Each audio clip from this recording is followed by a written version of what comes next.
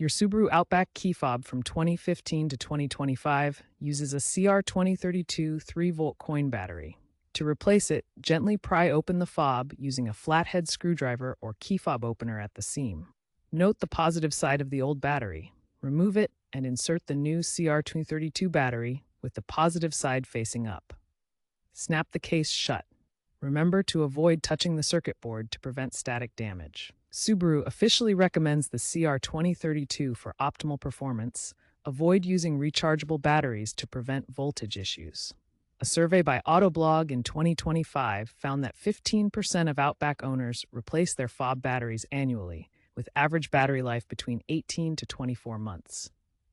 If the key fob case is stuck, use a guitar pick or specialized opener, applying gentle pressure. If the clips break, consider third-party repair kits that are available. If the remote doesn't work after battery replacement, try reprogramming by cycling the ignition key 10 times. Note that newer models from 2023 to 2025 with Starlink may require dealer reprogramming. If that doesn't work, ensure the battery is seated correctly to avoid poor contact, which causes 70% of issues. Or clean the contacts with isopropyl alcohol.